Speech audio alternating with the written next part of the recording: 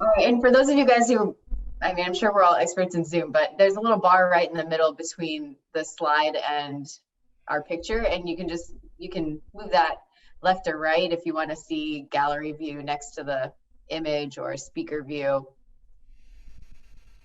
as we're talking. But welcome. We're excited to share this method with you that we've been working on for a very long time. It's kind of the core of what we do and why we do it. And it really builds upon the challenge that we put on last week. But before we do that, why don't we just do a quick introduction in case anyone wasn't at the challenge last week, doesn't know who we are.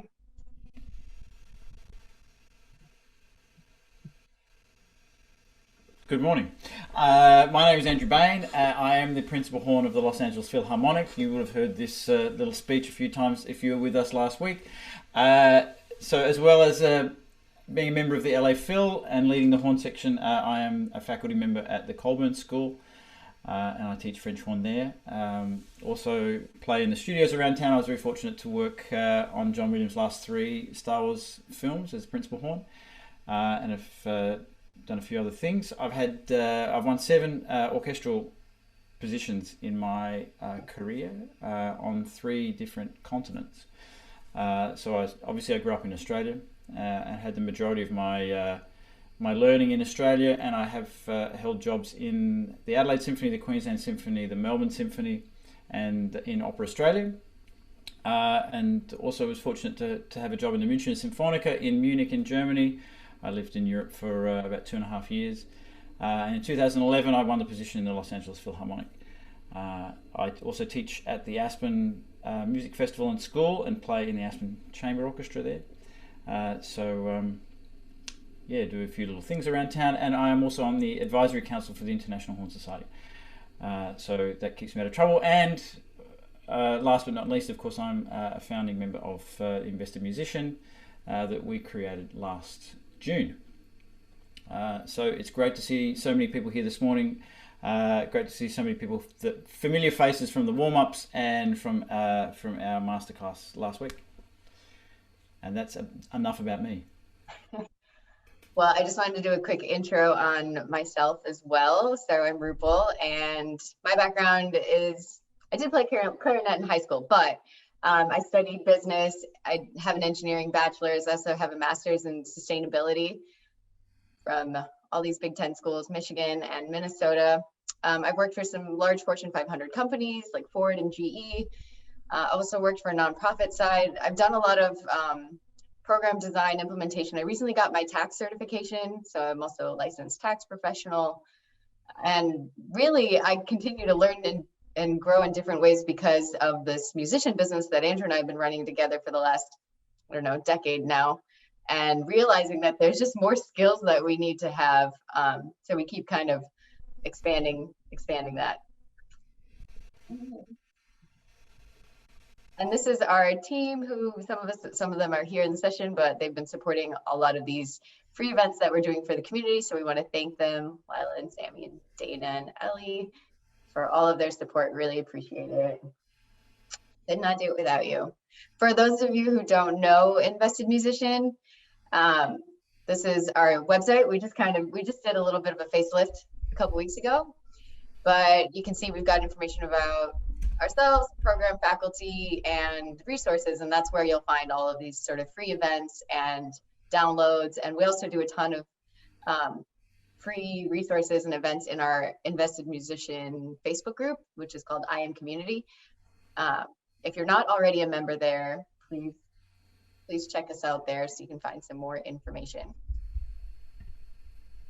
And Andrew, do you want to talk a little bit about kind of what we do? Sure.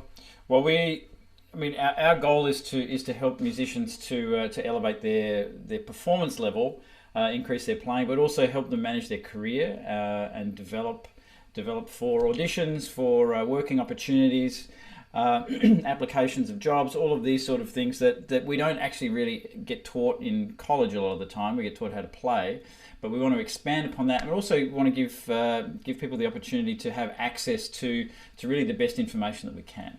So we have on our faculty in the Invested Musician program, we have 6 principals of the Los Angeles Philharmonic, and then some amazing faculty outside of the pure music side. So we have people who work with physical therapy, mental training, and obviously in the business side, to make sure that we're creating a very, very complete picture for musicians to develop their skills and develop their careers. So that's pretty much what we're focused on. This really all started in the pandemic last year, when we had this huge shift in the industry and what was going on with musicians, and we saw this need, and now we're emerging out of the pandemic. So there's a different shift, and what's been consistent is that the fact that there's just always change. There's continuous change. So maybe Andrew, you want to elaborate on what you're seeing? Yeah, well, I mean, what's going to be really interesting as we sort of now seemingly coming out of the pandemic and heading back into real life again, there's going to be a huge amount of opportunity that is going to be presented for us. There's going to be an enormous amount of auditions. I think my feeling is there are many people who will have left the industry, either through retirement or just need to move on to something else. So there are going to be a huge amount of opportunities for us, coming out of this, and we want to make sure that we're putting people in the best position to take advantage of those opportunities. So there's a little graphic that Rupal has here that I learnt about 30 years ago, that luck is the combination of opportunity and preparation. I actually learned this when I was a basketball referee, believe it or not. Back in the 90s, and what we discovered that people that are lucky, they don't run into opportunity. If they run into opportunity and they're not prepared, then they're not going to be lucky. And likewise, if they're prepared but they don't have the opportunity, then they also have bad luck. But if we get the combination of those two things, and this is what is coming up in front of us in the next 6 months, is there are going to be opportunities there, and we want to help to provide information and support to build a preparation, so when that opportunity hits, you're going to be lucky.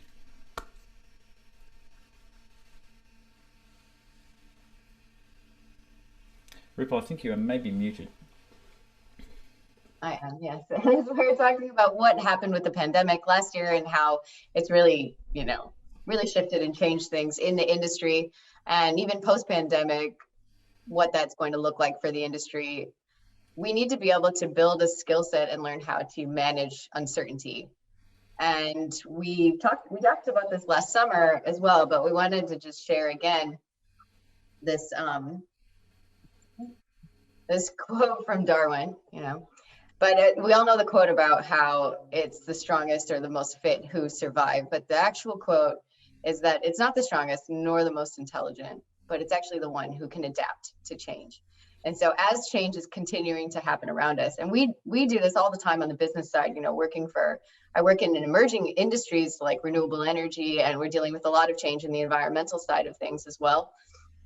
We have to be able to adapt and shift and pick up different options. And that just means, we'll talk about that a little bit here, what that means. But as Andrew was saying, kind of being prepared, really, and doing things in advance so that when change does happen, we're not left in a reactive mode, but we can actually tap into some of the things that we've been preparing for beforehand. So when we talk about what it means to adapt, as Andrew said, kind of staying sharp. This is with your skill set, obviously musically, being flexible, so being able to have a couple of a diversified skill set where you can tap into what you need to, depending on what's going on in the industry. So when the pandemic hit and we weren't able to perform as much, then many people went into teaching, for example. But having that flexibility is going to help you adapt. Also, building up skill set for home recording and things like that, and then being able to take action quickly. Right. As the industry is changing and shifting, we don't want to be the ones who are left behind, the last to adapt or the last to adjust. We want to be kind of ready to go and planning things in advance. On the compete side, this means we need to find ways to be different. So as Andrew was talking about, the jobs are opening up, which is great, but there also may be increased competition. More people may be going after things. We need to find a way to be different and differentiate ourselves, and in addition, do more. So part of competing is to go above and beyond. What can we do? What are we uniquely skilled at?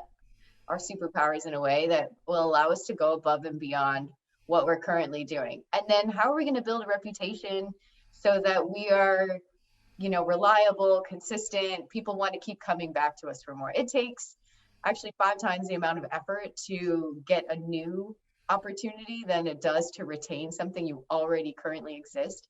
And I don't know how many of you guys are Girl Scouts out there, but I don't know if you remember the Girl Scout mantra when you were little. Anyone? Girl Scouts? Just me? Okay, thank you, Cindy. But their mantra is make good friends, but keep the old. One is silver and the other is gold. And we think about that in terms of our career as well. We want to go out and we focus a lot on getting new opportunities, but do not neglect and forget the ones that we have already in our hands. We want to make sure we maintain those as well. And part of that is your reputation.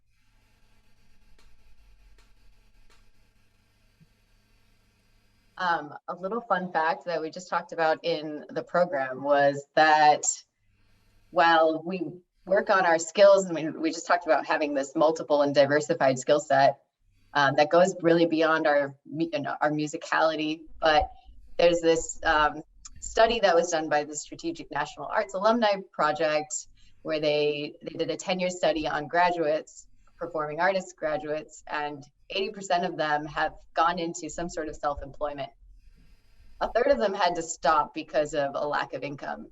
And with the pandemic hitting, Andrew and I felt like we were uniquely suited to integrate those two pieces together with my finance and business background and his musical background. And so our program in Invested Musician is really about not only delivering what you need to grow as an artist musically, but then also, we want to build financial stability so that we can stay in the industry. We know it's challenging. We know that there are hurdles, and sometimes if you don't know what you don't know, if you don't know that there are these things that you need to be tracking and managing and balancing, then how will you know how to where to jump, what to do, how to overcome those hurdles so that you can build a sustainable career? Do you have anything else, Andrew, to add on that? Well, I think this makes a lot of sense to me. I think this is the thing is once we become aware, and something we're going to talk about in a minute is developing our awareness. But once we are aware of the big picture of things, then we can start putting into place all of the steps that we need in order to be successful. But awareness is going to be a theme that we talk about a lot in the program, and it's going to be a theme that we're going to talk about today. Awareness of our physical being, awareness of the situation, aware of us mentally. And aware of us in a musical sense. If we have really good awareness and we're developing that constantly, then we're going to be in pretty good shape. If we're not aware of of these changes that are happening, if we're not aware of the physical nature of how we're playing the instrument, then we're not going to be able to make changes to adapt, and we're just going to continue down the same path. So developing our awareness is a really key thing throughout this whole process. Mm-hmm. All right, so we're going to share this 5-star musician mastery method. It's something, we've been working on for a very long time. It's kind of the core principles that we feel are necessary for musicians and artists to be successful in the industry, and how it all sort of fits together. So let's start. Since it is called a method, I just thought I would, break it down. Method is just, a process or a procedure of something, how we're going to attain an object. And in this sense, the object is, a sustainable, successful career. That's one that's musically and artistically fulfilling, but also one that's financially stable and rewarding so that we can plan for our futures and live happy lives. Cool. Before we get going on the 5-star musician mastery method, has anyone been to a musician presentation that has had this many slides? Anybody? or this quality level of slides. This is it's you know, That's very it's nice. taking me to a new level, that's for sure.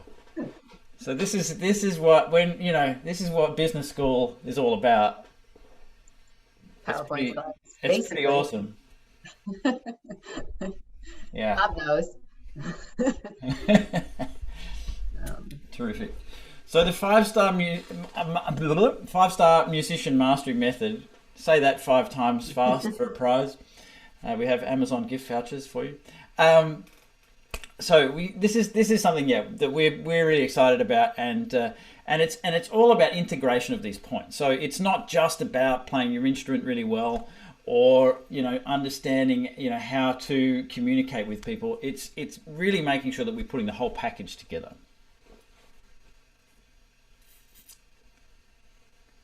Should I start? Yeah. Just building some anticipation. All right. All right. So, well, yes. Go for it. Oh, no, I was just going to say that you may have noticed in our logo that we have this, it starts with you. So I was just going to literally say it starts with you. So it starts with you. Awesome. So I think it's good, Rupal, if you put the whole thing up, maybe, or not. What do you think? Okay. So obviously one of the core principles that in order for us to be a good musician, we need to make sure that the playing side of what we're doing is really solid. Okay, so it's if we can't play our instrument to a high level, then life is going to be pretty challenging as a musician. So this is really sort of the core basis of what we believe needs to be developed. So understanding that we need to be able to practice efficiently, and what does that mean? For most of us, I know when I was in college, it just meant going into a small practice room or into a boiler room or air conditioning duct or something like this, depending on the building that I was in, and just sort of locking myself in there for 3 hours and doing as much possible playing as I could until my lips bled, and then I went to the bar and hung out with my mates, and then that was the end of the story. That was pretty much my regular university practice day. Not a lot of planning, not a lot of organization, and it was all about the physicality. I didn't spend a lot of time listening to music. I did zero practice on the mental side of my playing. And what I discovered was I actually got pretty good at developing some pretty bad habits and developing a way to get around those bad habits. And so through sheer amount of practice, I was able to get to a pretty reasonable level and find a lot of shortcuts around the bad habits that I had. So my articulation was very inconsistent. I would find that if I did an hour's warm-up before every rehearsal or every concert, I could find a way to make that sound pretty good. And if I practiced the piece 1,000 times, then I could probably play it okay. The problem was that under pressure, that would generally fall apart, and I would have a pretty inconsistent approach to my playing. And that was pretty frustrating, to be honest. Some days I'd pick up the horn and I'd be like, man, I could get a job one day. This is really good. And the next day I'm like, why can I not play a middle C? This is a terrible disaster.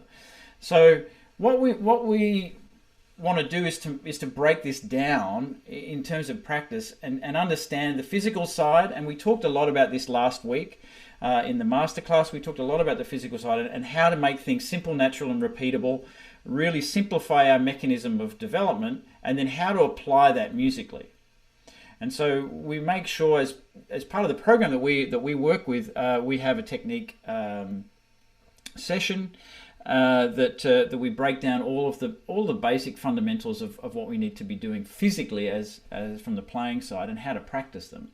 And then musically, how we adapt that, how to expand our musicality. It's a really important thing that we develop the physical, musical, and mental aspects of our playing in parallel, that we're not trying to combine them together every time we practice. So we need to practice the mental side away from the instrument and get a really clear mental plan. And we're going to talk a considerable amount about this in a minute, about my ideas for the mental side of playing, because it is such an important thing. It's no use us being able to play amazingly on the instrument in the practice room and be able to play beautifully musically if we can't bring that to the stage, or we can't play it under pressure.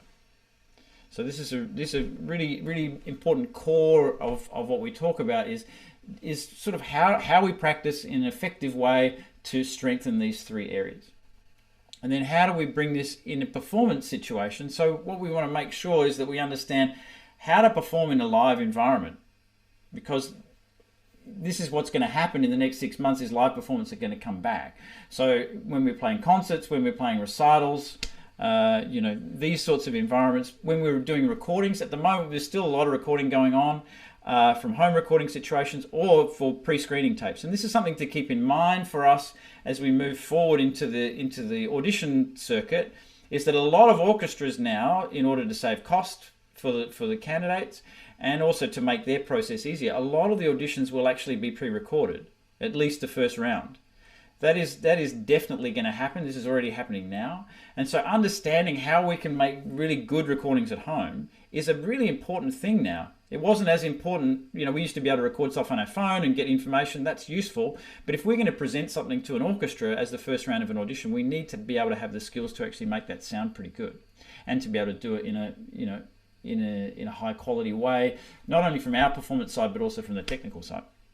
And then, of course, understanding auditions, and this is another really key element of what we want to share with you guys is we have a really clear idea of how I approach auditions. Obviously, I've won 7 of them, so I've got a vague idea of how to produce a good audition.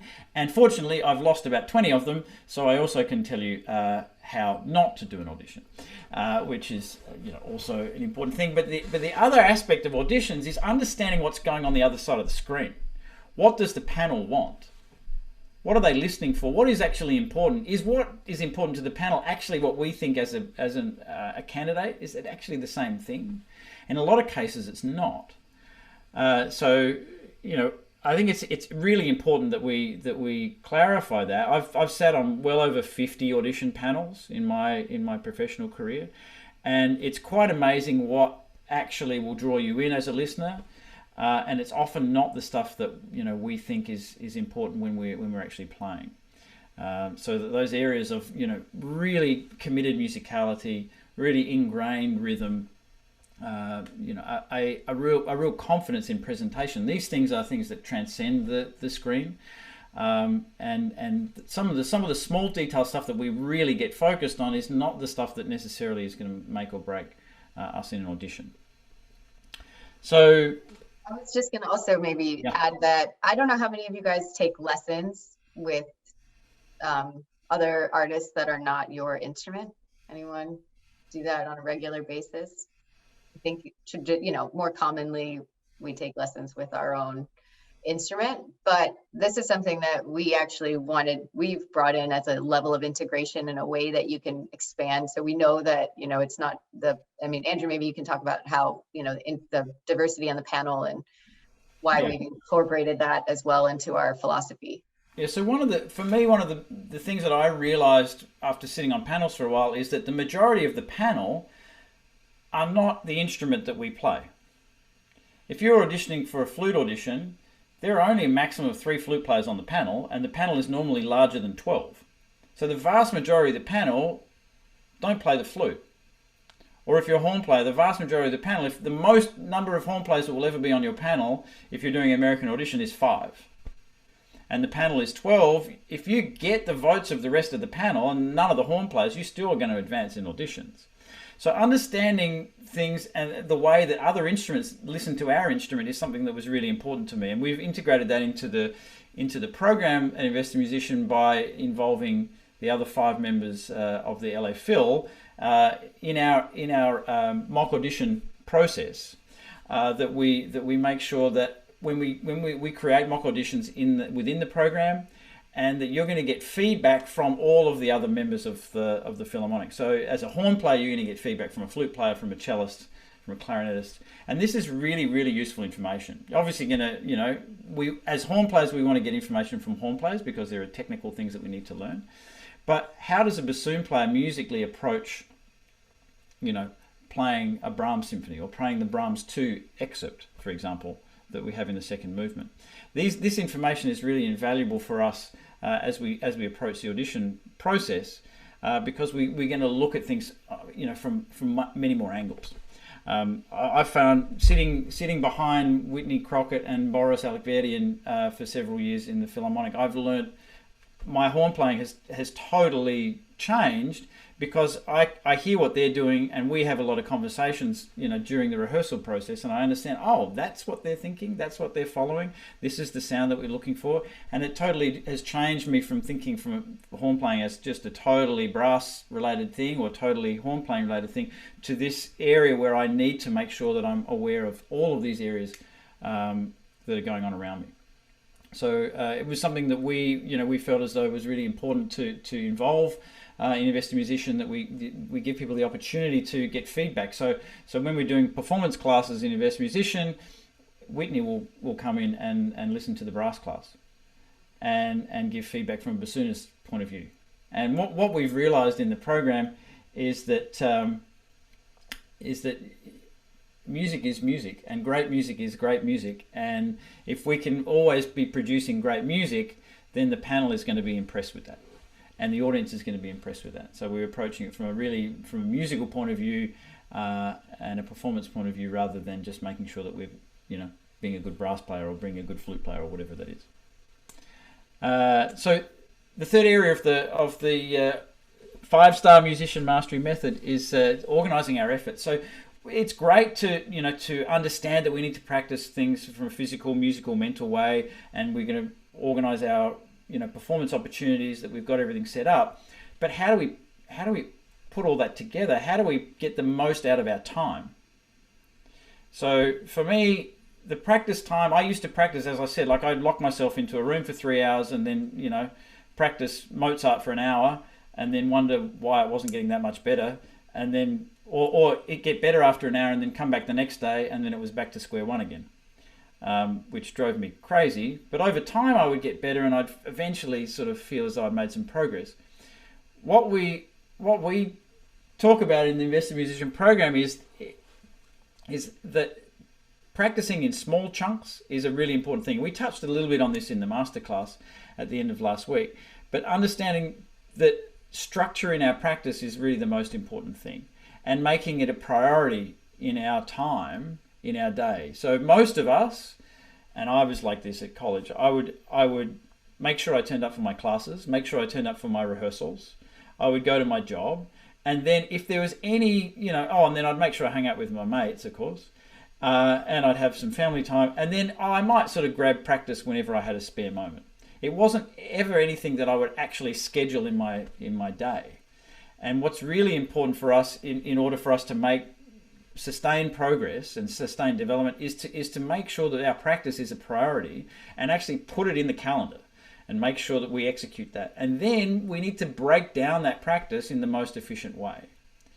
And we want to really make sure that we're covering all of the elements in our practice. For me, I would normally practice about 3 hours a day, and I break my practice into 6 half-an-hour slots.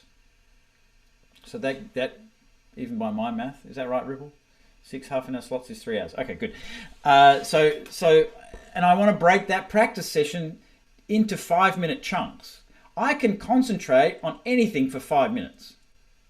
Well, most things for 5 minutes. And if I've got a half an hour, for example, if I've got a half an hour of Mozart that I've decided this week, every day I'm going to practice Mozart for half an hour.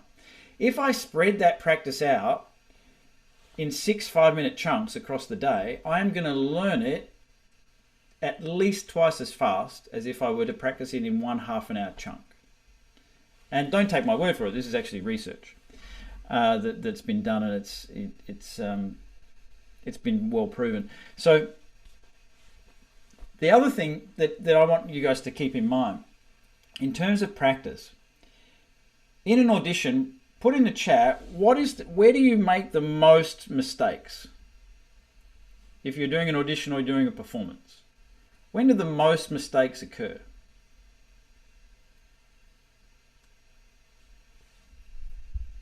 I'll give you a second to think about it. Ellen says the first note. First notes? Mm-hmm. Anyone doesn't make any mistakes? I don't make any mistakes. So, entrance right at the beginning, not being focused, yeah. Yeah, before the, okay, great.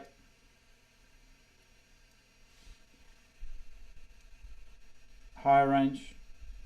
Yeah, after breathing. Yeah, exactly. So the interesting thing is, for me, most of the time, that the hardest note of an audition is the first note of each excerpt. Particularly if we're changing from excerpt to excerpt, right? So we just played Mahler 5, for example, and now we're going to Daphnis and Chloe. It's like, whoa, okay, now I've got to change my mindset and focus on this first note. If we break up our practice into lots of little chunks and spread them out across the day, we give ourselves, so for example, if we do that 6 times across the day, we give ourselves 6 opportunities to play the first note. If we practice it in 1 half-an-hour chunk, we give ourselves 1 opportunity to play the first note. So over the course of a week, if you're practicing 6 days a week, which I hope most of us are, don't practice 7 days a week. It's too much. Have a day off. Rest. But if we're practicing 6 days a week, that's 36 times that we get to play the first note compared to 6. You can see where I'm going with this, right? So our development is going to be much greater. And in 5 minutes, the intensity of our practice over a 5-minute span is going to be far greater than something over half an hour. Over half an hour, we're going to drift off every now and again. We're going to go into mindless practice. We're going to do some repetition stuff. We're going to sort of be vague. We're not going to be as intense. But focusing on a 5-minute chunk, we're going to get some really good work done. It's going to help us to really execute the skills that we need to and really delve deeply into the musical side. And it's going to give us an opportunity to work on some mental stuff as well. So we're going to have the opportunity to focus, practice our pre-shot routine before we start an excerpt many more times than if we practice in a large chunk. And it's going to, so the organization, the structure, the other thing that it does for us is it really helps us to make sure that when we go into the practice room, we only have one thing to focus on. We know we don't have to make decisions when we get into the practice room. Whoever has done this, you get into the practice room and you're like, okay, start rifling through. I think I'm going to do some studies now. Okay, right. So I open the book. Oh, that one looks too hard. Oh, that one looks too. Oh, let's try this one. And then you start playing something. And then 20 minutes later, okay, now what am I going to do? Oh, my chops feel a bit tired. Maybe I'll do some low register stuff. And then you get to the end of the day and you realize, oh, hang on, I haven't actually touched any of the excerpts. I haven't done any high register. I haven't done any articulation stuff because all I've practiced were these things that just fell in my lap. If we take time to organize our planning and put it in a really structured way, we're going to make sure we cover all the elements that we need to, and we're going to be much more productive in our practice, which is going to lead to much greater improvement.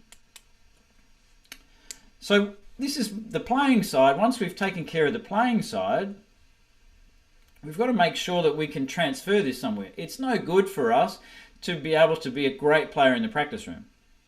I sound phenomenal at 2 o'clock in the afternoon in this room. You would have heard me last night, honestly. I said to Rupal about this actually. I said, I've never sounded better. Unbelievable.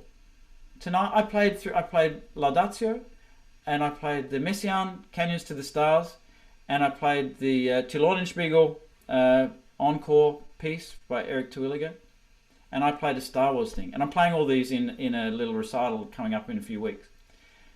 And I sounded incredible. But you know the only person that heard it? Me. So what I need to do is I need to figure out how to bring this from my practice room onto the stage where it's actually going to be useful. Otherwise, what's going to happen, I can tell you guys are going like, yeah, right, sure, mate, it sounded really good. Yeah. See, I can tell you that I sounded great, but until you actually hear it, it's not really worth much. So we have to figure a way to transfer this onto the stage, and this is going to obviously then lead towards us being able to create income. If we can play great performances, then we're in great shape. So being able to present this on stage, and also making sure that we have the skills to be able to communicate with the people who are going to hire us. So most of us are going to have some freelancing career at some point. I was a freelancer for 3.5 years before I won my first job, and I consider myself a freelancer at all times. There's always, I have solo gigs. I have a wind quintet that we do performances with. I was in a wind quintet for 6 years. all of the skills that are going to be needed as a freelancer are completely relevant when you have a full-time job as well. So I also was just gonna, oh, sorry. no, go for it. I was just gonna jump in and say that, the statistic I mentioned earlier about the 80% of performing artists actually become self-employed. This is the self-employed bucket. It's when we have to create income for ourselves we have to go and find students who want to, work with us in teaching, or we have to go and, find opportunities for freelancing. That is us creating our own income. That all that information goes into our self-employed. We're actually business owners in that sense. The IRS says so, and you should actually be considering yourself that way. And then there's also business, whether if you've developed a method book, or you're selling recordings, or you're putting on a festival or an event or anything like that. That's also all of the business skills that go into creating your income are in this point of our 5-star here. Yeah. And then the last point of the star, and we're gonna get to the mental side, so that we can really focus on being able to take the practice planning side of things and what we do in the practice room and delivering that on stage. We're going to talk about that in a second. But how do we present the best preparation that we can so that we're going to win auditions? We're going to be able to be putting ourselves forward for university positions, and if we're in college, how do we prepare really well for those graduate auditions that are coming up?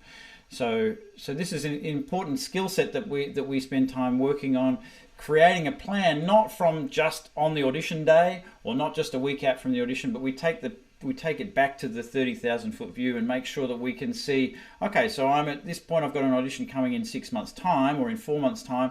How do I organize my time? How do I organize my practice? How do I set this goal so that on a daily basis, I'm constantly moving in the direction of that goal and putting that together? So each day I'm making progress, and I've got a clear picture about where I need to be at each stage of the process. So we have a process with audition preparation where we start from 4 and 6 months out. What do we need to be doing at that point in time? Where do we need to be 2 months out from the audition? And then how do we develop the physical, musical, and mental side of things during that period of time? And then 1 month out, how do we bring those things together for the final push to the audition? And then 2 weeks out from the audition, when everyone's reaction is, oh, I've got to pull out of this audition because I can't play the instrument. Anyone had that feeling? 2 weeks out from an audition? Yeah, okay, great. Congratulations, you're normal. So we all have that feeling, how to get through that, and how to understand what is actually normal in audition preparation as we get closer to the audition. As we get a week out, what is normal? What is a normal feeling? On the audition day, what is normal? Is it normal, if you feel like you're nauseous and you can't eat anything, does that mean that there's something wrong with you? No, actually it means that you're totally normal. If you're me, if I don't feel sick on an audition day, then I would freak out, because that means that it's totally not normal for me to feel that. And how we can spin these things for us to be a positive and actually help us to give even better performances. I also want to point out that when earlier we were talking about how the industry is changing, we're seeing a lot of shifts in how things are being done. This method not only has the component of where we're trying to win sort of salaried or an employee type position, that's the winning the jobs part. That could even be outside of the industry, right? But it's just some sort of steady income, whether it's part-time or even full-time. But then the creating income component, right? That's sort of a variable, like that's income that may or may not be there. We can't necessarily count on it, or we have to really hustle to get that.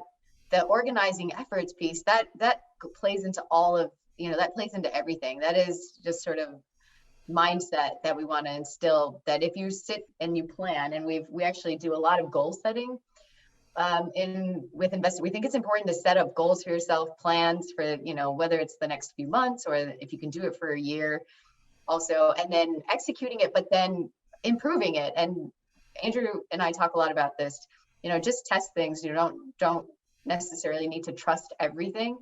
and you can maybe elaborate a little bit, but I just wanted to point to the improvement component, is that we need to constantly be putting ourselves out there and trying things and testing and then improving, and not be afraid to get out there and do a little bit of like, okay, this is not 100% perfect, but let's just see how it goes. And I'm, the intention's there, and I'm going to do my best effort, and I'll improve along the way. But this all of these really integrate together, but none of it would be possible without this community component, which is why Andrew and I are so focused. And this is a core part of our values. We're obviously a family ourselves, and we want to extend that same feeling of community and sense of family to all of you guys that are with us. And we've both been really lucky to have strong, families, networks, and communities in our lives. That's made a world of a difference in our success in our career. So whether you have, your own group of friends or your family or invested musician, we think that that's a really critical part of being successful as well. Can't do it without the support of others. Andrew, did you want to? No, I think you covered it beautifully. It is the star.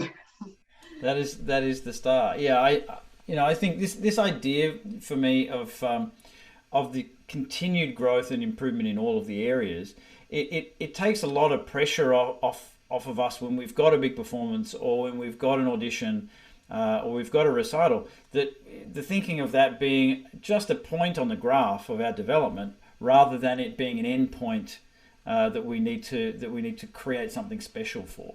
I think of my playing now, 10 years on from the laphil audition, and my laphil audition, I was very, very happy with it, but I feel as though I'm a totally different player now than I was for that audition, and would audition far better now.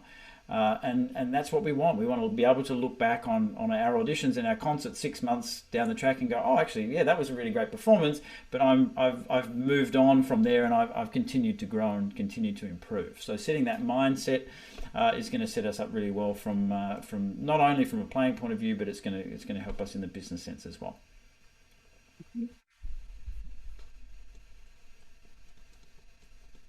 Okay, so last week we spent a lot of time talking about the physical side and attaching the physical side to the musical side, and we started at the end of the week to touch a little bit on the mental aspect of playing. But I wanted to share with you guys my mental approach and just some thoughts about how important I think the mental side is to what I do in my job. And something that we spend considerable amount of time integrating into our courses here. We actually bring in Dinka Vlakovic, who is Europe's definitely foremost mental coach for musicians, and she works closely with the group in our Invested Musician program to understand what is actually going on in our heads, and how to develop the skills that we need to be able to take the music from the practice room and put it on the stage. And one of the important things to keep in mind is we need to acknowledge that it's hard what we do, and that we get nervous, and it's okay. I think a lot of us as musicians, we try to get into this position when we're on stage of being relaxed and not being nervous. And the reality is that's not, you're going to really struggle to be able to get to that point. And another comment from a colleague of mine is, relaxed is for the couch at home, not for the concert hall. So we actually want to be energized, we want to be excited to be performing, and we want to have the skills to be able to deal with the nervous energy and the stress that comes from it. So here's a little diagram of understanding how our brain works. So we have on the left-hand side, the grey side is the left brain, which is our mathematical side, understanding language, being very organized, our black and white side of what we're thinking about, very logical. And it's also the area when we're performing of Bob, and not Bob McClure. Yeah, thanks, Bob. But my Bob, there's a little voice in my head that goes, "Hey, Andrew, it's going really well tonight. You're probably going to screw the next bit up." Or after I miss a note, "Andrew, you're an idiot. What did you make that mistake for? What's going on?" That voice is Bob. And that's our left brain trying to get active. We need our left brain. We need our left brain to solve problems. We need our left brain to figure out technique things. But in performance, we want to quiet the left brain and get into our lovely, colourful right brain, which is where we see all the colours, where we're very creative. We have feelings with the emotional side, the musical side. And this is what we want to be able to tap into when we're performing.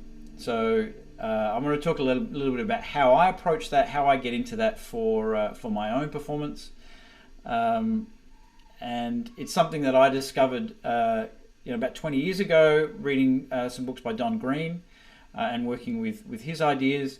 That has made a huge difference to me, particularly when I'm feeling tired, or I'm feeling really stressed, or I'm feeling a little underprepared. These ideas about understanding how my brain works and getting it to work for me are really, really important. So this is basically my mental plan, and this is not only for performance. This is how I develop in my practice. And the key to this, the number one key is awareness, is creating and developing awareness. If I am aware of something, and this is if I'm aware that I'm becoming nervous, I then can put in tools to address that. If I'm aware that I'm a little tired or a little unfocused, I can do something to address that. But also, if I'm aware that I've got a technique problem, that I'm carrying tension in my chest,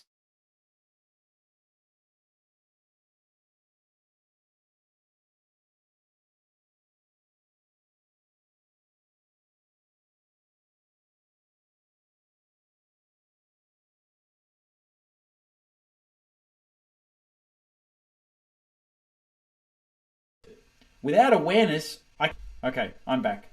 Am I back? Okay, great. Where was I? Tightness in the chest. Oh yeah, so if I'm aware of that, and what happens is I've played many concerts, particularly in a wind quintet, right? I'll play a wind quintet concert. At the end of the concert, I'm like, wow, my chest really hurts, my back hurts, my arms hurt, and I had only at that point realised, for the last hour and a half, I've been playing with so much tension in my body in order to block the airstream, because I'm not very comfortable in the low register, that this has not been very productive. So if I can be aware of that earlier, and if I can be aware that I have that tendency in my practice, I can then put steps in place to improve it, so that then when I come to performance, I'm not going to have this stress and tension. So awareness is a really, really key thing. And just one little tip for you guys. This is a trick you can try in your practice this week. Go and get a rubber band. Not now, but in your practice. Get a rubber band, put it around your wrist. Every time you drift off in your practice and start thinking about, mowing the lawns, or doing the washing, or what are you having for dinner, or, the news, flick your rubber band on your wrist.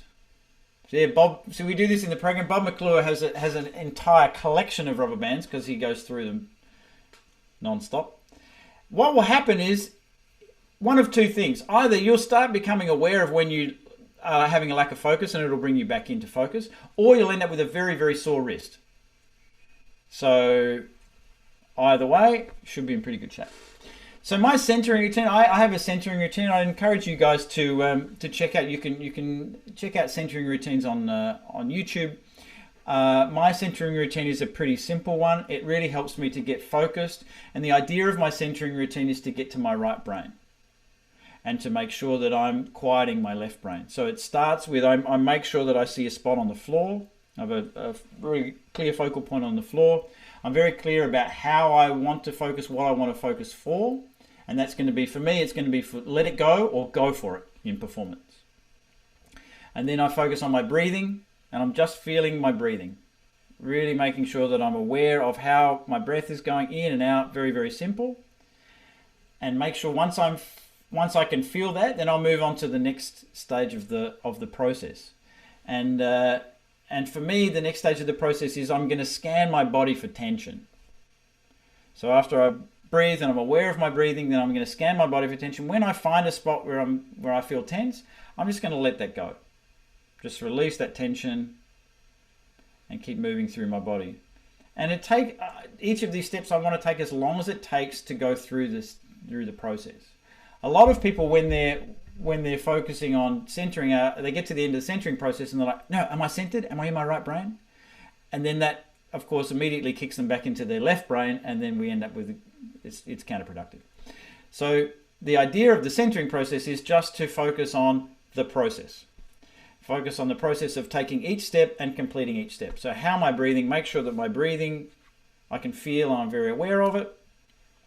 Then I'm scanning for tension. And the third one is I feel my center, and my center is 2 inches below my belly button and 2 inches into my stomach. So I imagine I've got a little pebble there, and I'm breathing to that spot, and all of the nervous energy, all of the stress is going into that spot as I'm focusing on my breathing. And I feel like there's a fireball that is building up in that spot. Once I feel all the energy, all the nervous energy is in that centered place, then I'm going to breathe out with one big breath, and like a laser beam out of my eye, all that energy is going to go into my spot on the floor. And then I'm going to be in a ready position to be able to perform and let it go. So I go through that process multiple times on a performance day and on stage before a performance, and it's something I've refined for myself over 20 years. We have entire sessions on this in the program to make sure that people are really clear about how their centering process is working. Visualization is another thing that is important in my mental plan. I visualize myself walking on stage, being successful, playing how I want to play, and I go through that quite regularly leading up to performances. Positive self-talk is pretty self-explanatory. Making sure that I'm telling myself how we want to play, how I want to go for it, and committing to the process and committing to the ideas that I want to put into the instrument. My superpower is me as a superhero. When I'm performing, I want to see myself as a superhuman version of myself. And if I can't, then I'm going to be a superhuman version of someone else. And it's an interesting trick that I use. If I feel a little bit insecure in performance sometimes, I can be a superhuman version of someone else, and it's much easier for me to play. I would encourage you guys to test that out. If you're feeling a little bit edgy, a little bit nervous, imagine that you are your favorite horn player or flute player or clarinet player, whichever instrument you play, and play as them, as if you're an actor. So fake it till you make it, right? And then one of the important things for me, and this goes to the centering routine and staying in the moment, is recovery. We talked about last week, the two things that great performers do: they always start well and they recover well. And so just making sure that I'm staying in the moment, I'm focusing on executing what I am doing at that moment in time, and sticking to the plan is really important. So that's just a little bit about my mental plan. We elaborate a lot on this. We spend a lot of time on the mental side of things in the course, because it is so important. And I think it's one of the areas when I was performing and doing a lot of auditions in Europe, before I understood these methods, I was playing at a level that's pretty similar to what I'm playing at now, but I wasn't able to bring it into an audition. I wasn't able to bring it into big performances because I didn't have a plan. I would practice really hard. I would learn the music. I was really well prepared, and then I didn't have any plan to deal with the amount of stress that would come when I had to walk into an audition for the Bavarian Radio Symphony or the Berlin Philharmonic.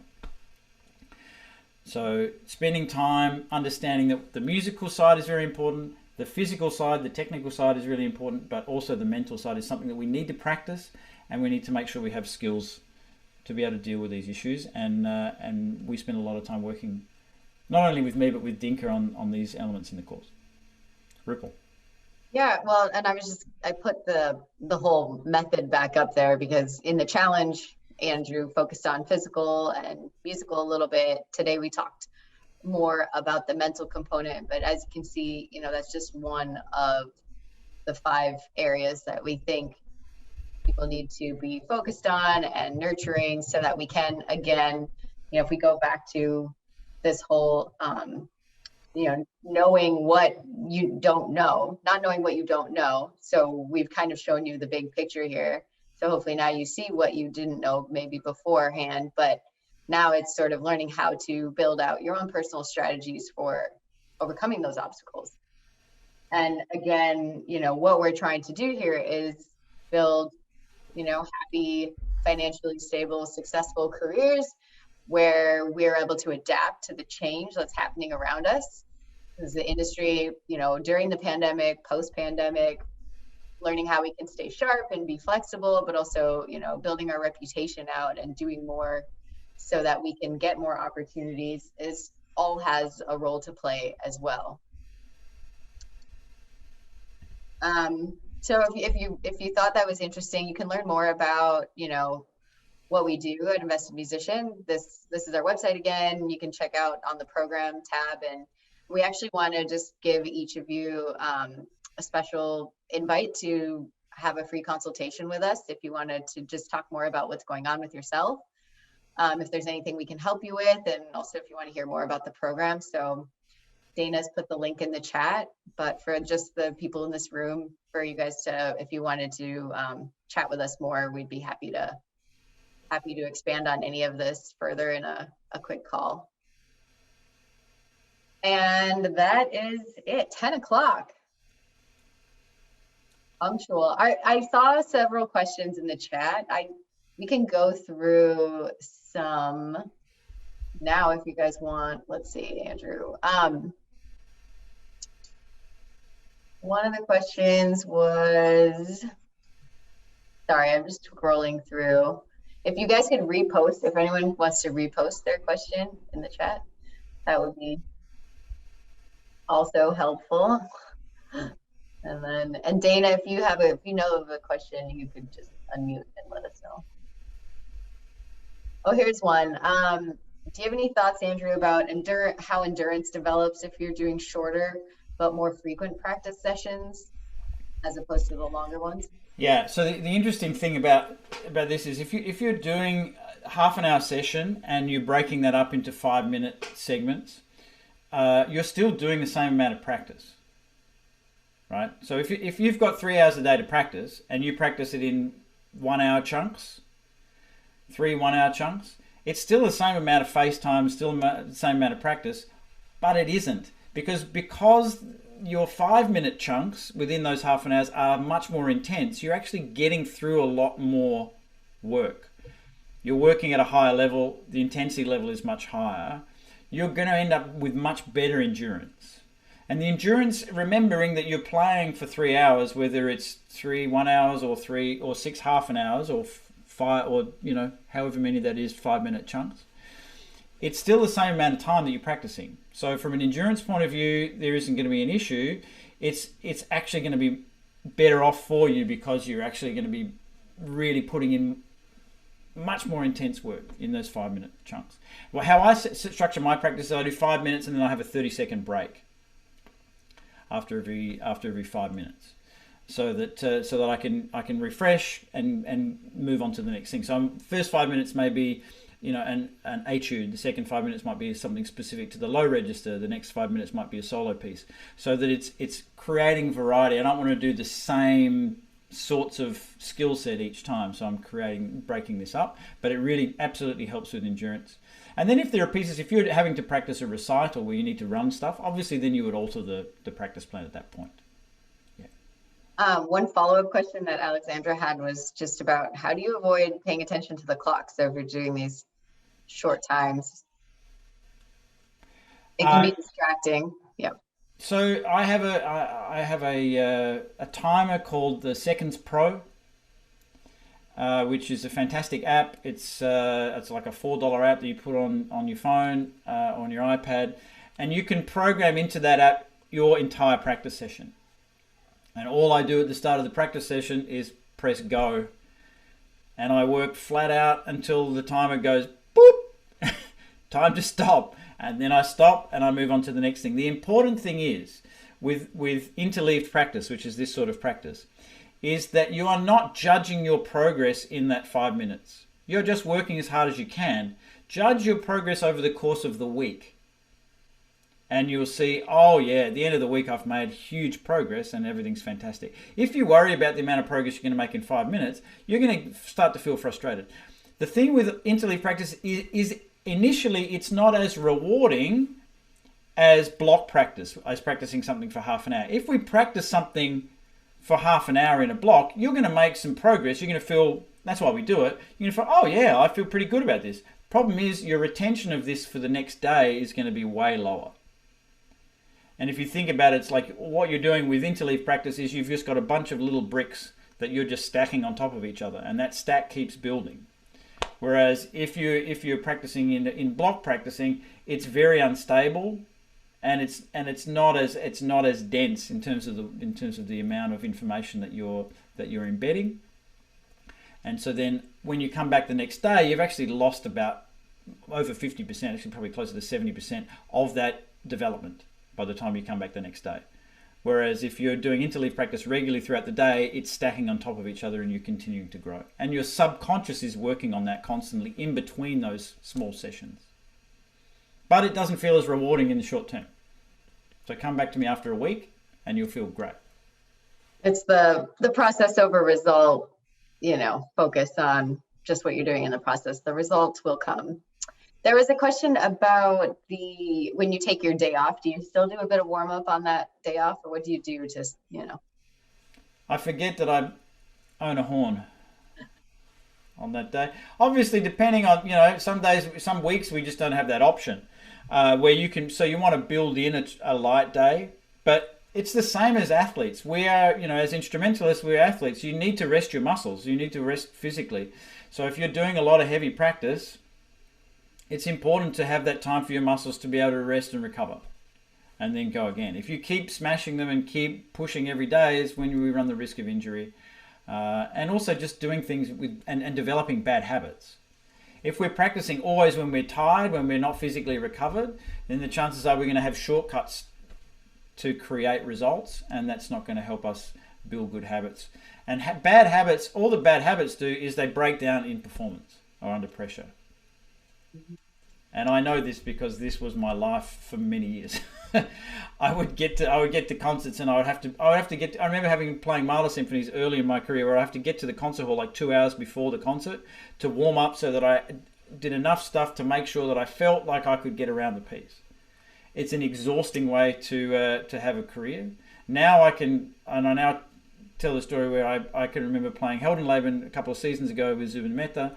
I left the house less than half an hour before the start of the concert, raced into the concert, had to get dressed in the concert, ran on stage and played the concert, Heldenleben, no problem at all, because my mechanism is much more efficient, is much more simple, and it's not subject to me having to feel great. And it's a very liberating feeling, and it takes a lot of stress. It takes a lot of stress out of the process. Yeah. Can I switch topics on there's a few questions about auditions and preparing for auditions, and specifically the video recording component that you talked about earlier. Do you want to share a little bit more about how to do those well? How many auditions do you generally video record? So I get the privilege to listen to somewhere between 60 and 80 audition tapes, pre-tapes for Colburn every year. And over 80 tapes for Aspen Festival every year. So the interesting thing that comes from that is that we get all variety of tapes. It's from someone recording their audition on a phone in the middle of a railway yard, or at least it sounds like that, to someone who's hired a concert hall and it's done professionally. I would say it's slightly different auditioning for a university situation than it is for a professional job, but you want to put yourself in the position where you give yourself the best chance for the person listening to you to hear your best work. So taking a little extra time to see if you can get hold of some decent sound equipment, to get good lighting, to shoot, and even if you can't, it's no problem. Just try and make sure that you have an appealing background or a clean background behind you, something simple that's not too active. Try and see if you can do it in a space where you don't have 7 cats and 4 dogs going crazy in the background, or in the middle of a music school where you've got a tuba player playing Ride of the Valkyries next door. These things, and we understand these as people listening to these tapes. You understand that sometimes these things are unavoidable. But where possible, take the time to do this because it can make a difference. If it's between you and another person, and your video looks professional, looks clean, then it may be the difference that you get an invitation over that other person. The other thing is dress well, even if it's just for a pre-screening take for video. Look professional. You would be surprised that some of the outfits that we tend to see on videos, and people think, yeah, it's not an issue, but it goes to what Rupal talks about in the business side of the course. Is you're creating an impression, and so just spend time to think about what impression you would like the person that's seeing this video to have of you. Pretty simple stuff, but actually, worth thinking about. Yeah. Great. Well, I think that will wrap everything up. This was great. Thanks, you guys. Thank you so much for coming, and hopefully this all makes sense, and you're seeing that it's building from kind of the challenge and what we talked about today, and that it's hard. There's a lot of things to keep track of and to manage and to do, and in order to figure out this career. And we, again, Dana, if you can put the link in the chat, but we'd love to talk with you guys if you wanted to chat a bit more about that and hear more about what we do, with our program. We'd be more than happy to catch up and meet with you in person, and grateful for you guys to be a part of this community. So keep supporting each other on the Facebook I Am Community page. And if you have any suggestions or anything, you can reach out to us at team@investedmusician. Fantastic. Thanks, everybody. Great to see you again. And we'll see you Monday morning. For those of you who want to come to the warm-up classes, David Griffin will be our special guest, fourth horn of the Chicago Symphony, on Monday morning. So a lot of low stuff on Monday. So I will not be playing. No, that's not true. But I will have to do some practice between now and Monday, that's for sure. All right. Thanks, Great. everyone. Thanks. Bye.